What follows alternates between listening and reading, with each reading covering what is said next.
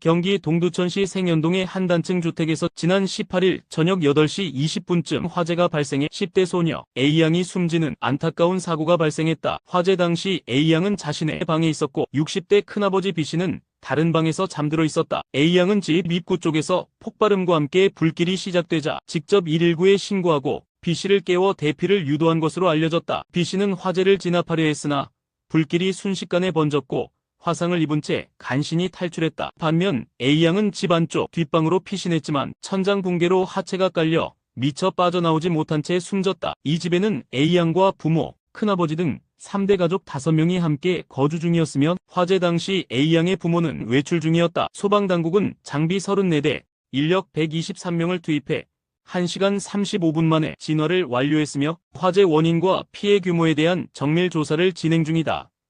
전 남편에게 굴삭기에 묶이는 수모를 겪고 1년간 헬스로 복수를 준비한 끝에 살인을 저지른 60대 여성 A씨가 항소심에서도 중형을 선고받았다. 부산고법 창원재판부 형사 2부는 19일 A씨에 대한 항소를 기각하고 징역 17년형을 유지했다. A씨는 지난해 6월 경남 김해시의 한 농장에서 전 남편 B씨 60대를 목 졸라 살해한 혐의로 재판에 넘겨졌다. 10년간 결혼 생활을 했던 두 사람은 2003년 외도 의심으로 이혼했지만 교류를 이어왔다. 하지만 B씨가 과거 외도 상대와 연락을 지속하는 사실을 알게 된 A씨는 분노했고 한 달 넘게 갈등이 이어지던 중 B씨가 A씨를 굴삭기에 묶는 충격적인 사건이 발생. 이후 A씨는 복수를 결심하고 1년간 헬스장에 다니며 체력을 키운 뒤 지인에게 끝을 내야 할 듯 받은 수모 돌려줘야지라는 메시지를 남기고 범행을 실행했다. 다시 마주한 두 사람은 술을 나눴고 A씨는 B씨의 손을 묶은 후 격렬한 몸싸움 끝에 결국 B씨를 살해했다. 성관계를 빌미로 성병을 옮겼다는 거짓말로 피해자를 협박하고 수천만 원을 갈취한 20대 남성 A씨가 실형을 선고받았다. 창원지법 마산지원 형사 3단독 김남일 부장판사는 19일 공갈 등 혐의로 기소된 A씨에게 징역 10개월과 스토킹 치료 프로그램 40시간 이수를 명령했다. A씨는 2023년 10월 성관계를 가진 여성 B씨에게 성병에 걸렸다. 치료비를 안 주면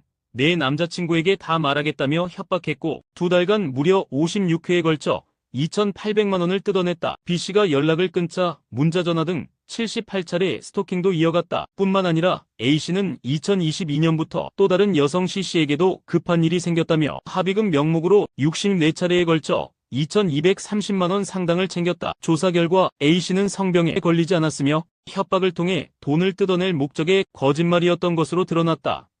함께 키우던 반려견 2마리를 두고 전 연인이 법정에서 치열한 소유권 다툼을 벌인 끝에 법원은 실질적으로 돌봐온 사람의 손을 들어줬다. 서울중앙지법은 지난해 12월 A씨가 전 연인 B씨를 상대로 제기한 유체동산인도 청구 소송을 기각했다. A씨는 강아지를 입양할 때 등록은 내 이름으로 했고 비용도 내가 냈다며 소유권을 주장했지만 법원은 입양계약서 명의자와 양육실지를 중심으로 판단했다. 판결문에 따르면 반려동물 판매계약서의 입양자 명의는 B씨였고 두 번째 강아지의 입양비 70만 원을 B씨가 직접 지불한 사실이 확인됐다. 백신 접종비 등 기타 지출 역시 B씨가 담당해왔다. 또한 법원은 동물 등록 제도는 소유권을 증명하는 수단이 아니다라며 A씨의 주장을 배척했다. 이번 판결은 반려동물 소유권 분쟁에서 누가 등록했는가보다 누가 키웠는가가 핵심 기준임을 명확히 했다는 점에서 의미가 크다.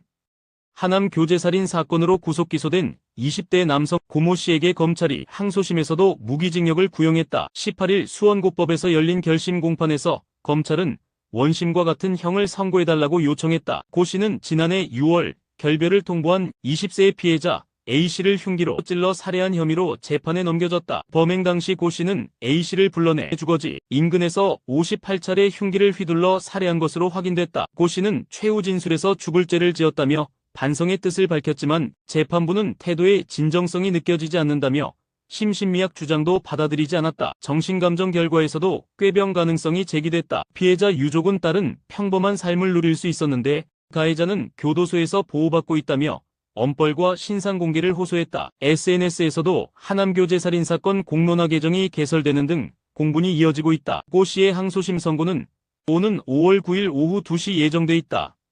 자녀가 아동학대를 당했다고 의심한 40대 여성이 어린이집 교사의 얼굴에 인분 묻은 기저귀를 비비는 충격적인 사건이 발생했고 법원은 징역 6개월의 실형을 선고했다. 1심에서 집행유예가 내려졌지만 형이 가볍다는 검찰의 항소가 받아들여진 것이다. 이 사건은 2023년 9월 세종시의 한 어린이집에서 발생했다. 학부모는 아이가 또래에게 목을 꼬집혔다며 해당 교사를 아동학대로 신고, 교사가 병원에 해명차 방문한 자리에서 교사를 화장실로 데려가 기저귀를 얼굴에 비비고 패대기 쳤다. 피해 교사는 당시를 차분하게 기저귀를 펴더니 갑자기 얼굴에 비볐다고 증언했으며 학부모는 손에 있던 아기 똥기저귀 때문에 순간적으로 저질렀다며 우발적 행위라 주장했다. 재판부는 타인의 얼굴에 고의로 오물을 묻힌 행위는 명백한 모욕이며 죄질이 매우 나쁘다고 판단했다. 민사상화의 권고로 3,500만 원을 전달한 점도 피해 회복으로 간주하지 않았다. 4월 19일 오후 1시 광주 광산구 하남동 도로에서 가로세로 40cm, 깊이 50cm 크기의 소형 싱크홀이 발생해 또다시 시민 불안을 자아냈다. 다행히 긴급 안전조치로 인명 및 재산 피해는 없었지만 최근 광주 도심 곳곳에서 싱크홀이 잇따라 발견되며 우려가 커지고 있다. 광주시 종합건설본부 등 관계 당국은 정확한 원인 규명과 함께 복구 작업에 착수했으며 지하 구조물이나 노후 하수관 손상 여부 등을 중점 조사할 방침이다. 실제로 2014년부터 2024년까지 광주에서만 198건의 싱크홀이 발생했으며 특히 도시철도 공사 현장 인근에서 자주 보고되고 있다. 전문가들은 노후 하수관, 지하수 흐름 변화, 지하 공사 등을 원인으로 지목하며 집안 탐사와 사고 예방 시스템 강화가 시급하다고 지적한다. 광주시는 현재 집안 공동 사전 탐지 작업을 확대해 사고, 취약 지역에 대한 선제적 대응을 이어가고 있다.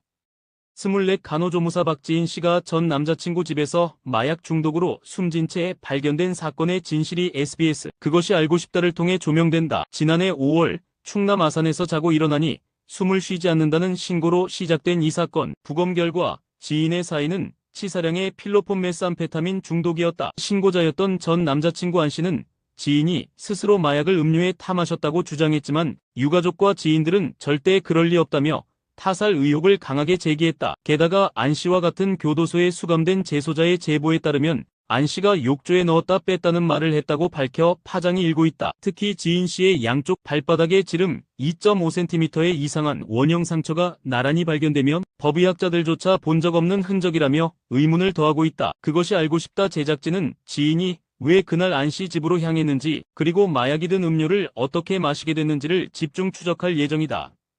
40여 년 전군 복무 중 손목이 절단된 60대 남성 A씨가 국가유공자 등록을 요구하며 행정소송을 제기했지만 결국 법원에서 패소했다. A씨는 1983년 육군 수송대에서 차량을 정비하던 중 오른쪽 손목이 절단되는 사고를 당했고 접합수술 후 지금까지도 손목을 거의 돌리지 못하는 장애를 겪고 있다고 주장했다. 이에 2022년 국가유공자 등록을 신청했지만 보훈심사위원회는 등급기준 미달로 판단했고 A씨는 이를 불복해 소송에 나섰다. 하지만 인천지법은 19일 원고 패소 판결을 내리며 전문의 소견만으로는 등급기준 충족을 입증하기 부족하다고 판단했다. 법원 지정 감정에 역시 A씨의 장애가 상위 등급 7급 기준에 해당하지 않는다는 의견을 냈다. 재판부는 보훈제도의 공정성과 통일성을 고려할 때 처분은 정당하다며 A씨의 청구를 기각했다.